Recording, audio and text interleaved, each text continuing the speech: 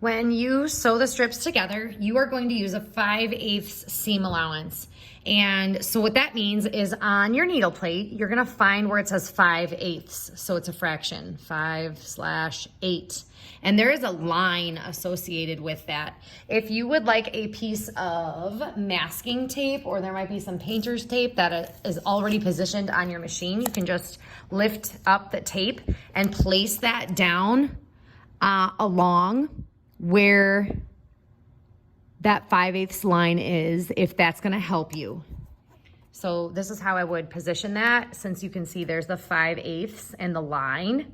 So I'm gonna place the tape right against that line and just kind of smooth that out so it doesn't go anywhere. So ask me if you would like a piece of tape. So what that means is where the needle is going to enter into the fabric, the distance between a seam allowance is the distance between the line of stitching and the raw edge or the cut edge of the fabric. So I'm going to position my fabric. I'm gonna place my fabric under the machine.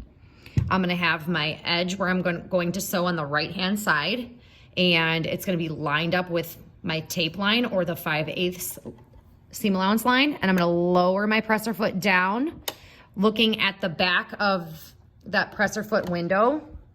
So the back edge of my fabric, both layers of the fabric, should be right about at that back part of that little window so you can see the fabric.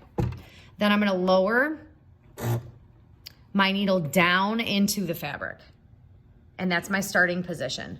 And then I'm going to start sewing. You're gonna backstitch to create your beginning knot, and then the backstitch at the end. So I'm gonna sew 1, 2, 3, backstitch, 1, 2, 3, and that's created the knot.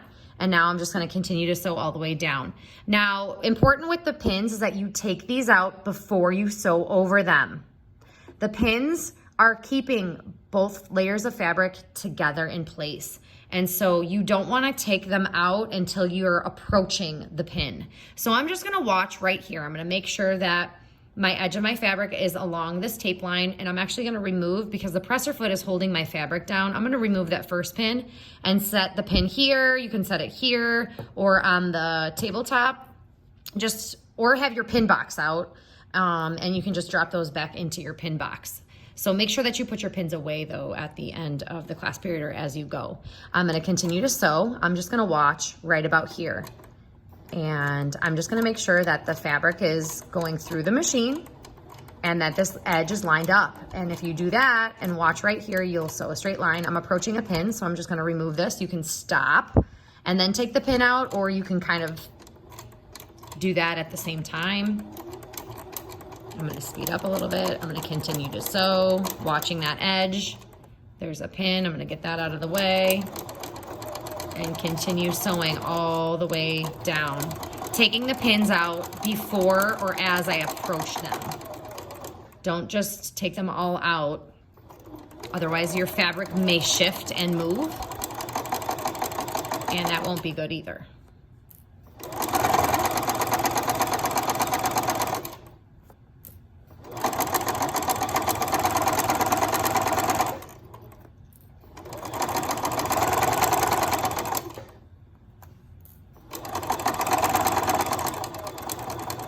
Once I approach the end, I'm going to need to backstitch again. Push and hold, 1, 2, 3. And then you're gonna lift up your presser foot and then remove your fabric, cut the threads, and then you should have your line of stitching.